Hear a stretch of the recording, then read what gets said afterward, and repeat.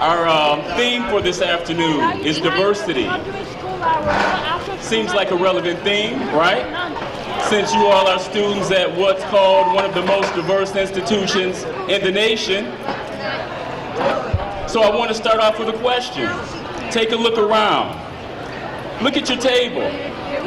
Notice who's sitting with you. Ask yourself, is this diversity? Take a look around. Look at the other tables. See who's sitting together. See who's grouped together.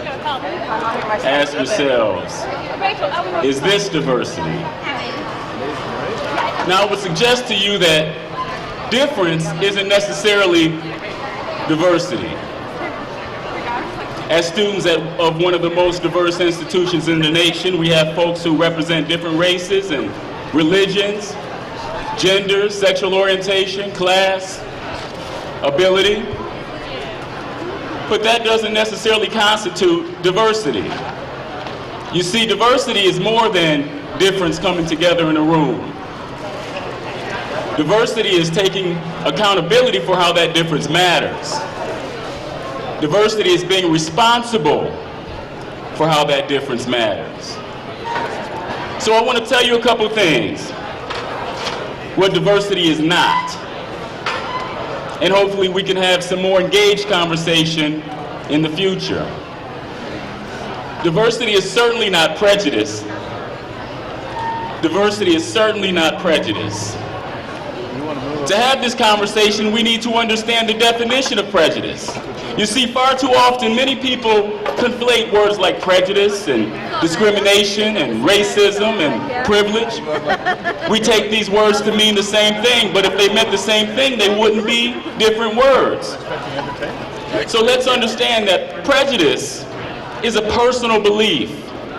It is a personal bias or preference, a personal like or dislike for someone or a group or a thing.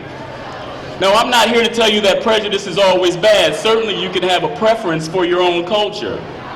You can take pride in your own culture. And taking pride in your own culture is a good thing. But when that pride impedes upon the progress of other individuals and groups, then prejudice becomes problematic. So let's remember that prejudice is a personal position. For example, I could say, I don't like dark hair. And those of you with dark hair might say, well, so what, Hopson? You have no power over me. And I would have to suggest to you that you are correct. So personal preference or prejudice doesn't necessarily have to impede upon the progress of others. Now, if we use the word like discrimination, this is where that personal preference or that prejudice takes action. Now, these actions can impede upon the progress of other people. This is where prejudice becomes problematic. Discrimination can occur in education, housing, employment, health. And so we see the difference between the two words is moving from prejudice and feeling to actions. So if I say to you, I don't like people with dark hair, you say, I don't care. And if I say to you, well, all folks with dark hair must move to the back, that is taking an action. And that's when it matters.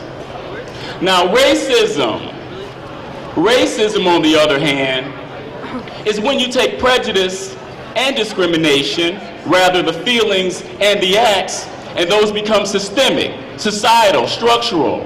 They become rules, written and unwritten, by which we live our lives. And racism doesn't have to be personal. Racism is hegemonic in the sense that it's up and running regardless.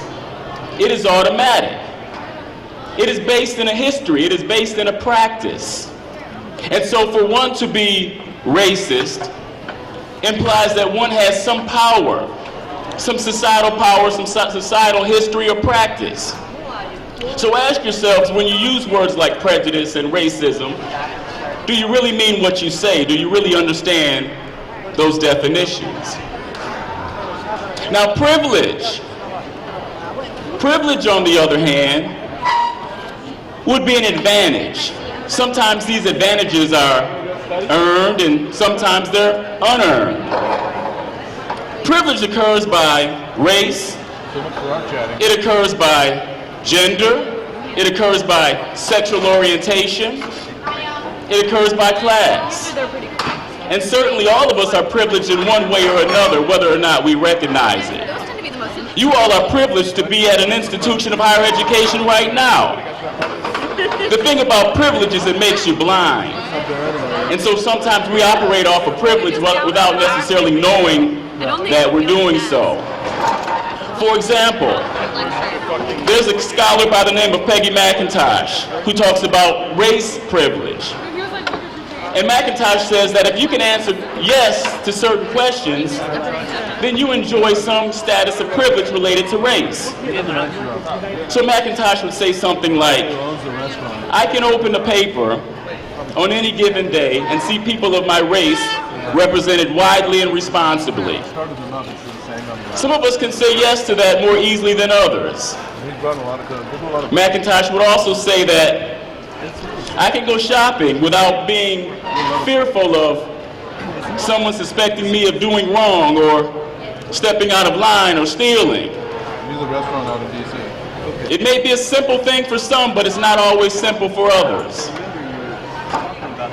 McIntosh would also suggest that she could raise a family without raising her children to be aware and conscious of the way in which racism will impact their lives.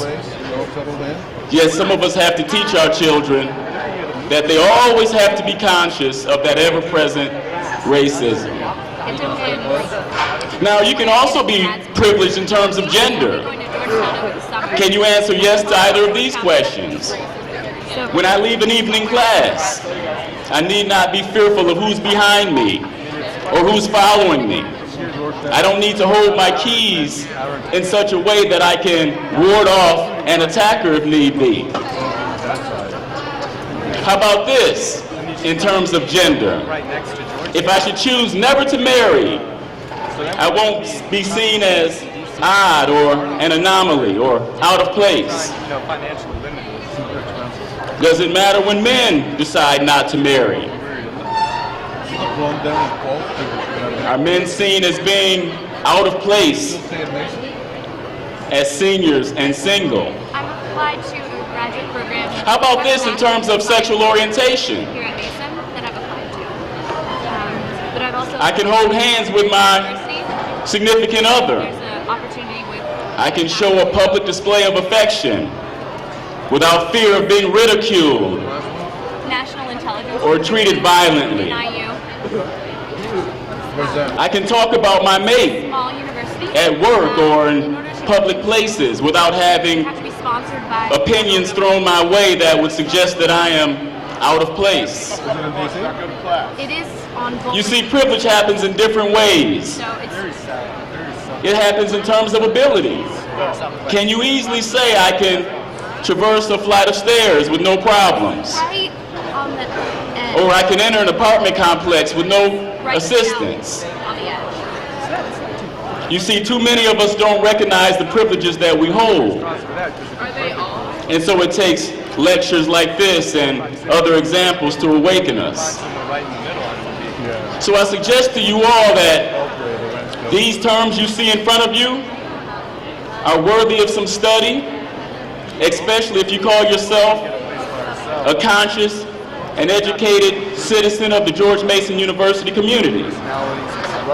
If you should choose not to understand how these words work, are you really contributing to diversity? So I'll leave you with this in terms of diversity. How do you manage cash? It is moving beyond sensitivity to taking responsibility for how difference matters. Where do you work? So what will you do in class to take responsibility? It's a What will you do with your family or with your friends or on the job to take responsibility for how difference matters? Or will you simply sit back and say, we have I diversity. think it's You see, there are people of different races in here and different genders and different sexual orientation, different class, different abilities. I suggest to you that's far too easy, What do you do over and it's been done far too long. I'm a sales associate. So the floor? I won't tell you what to do. I will only say do I check something. people out. I sort Act. all the clothes. How many hours a week do you do? That's been your flash lecture for this afternoon. Roughly. I hope you enjoyed it, but more importantly, I hope you were educated. And if you'd like more, you can always look for Mark Hopson, Department of Communications, Intercultural Communication. Thank you.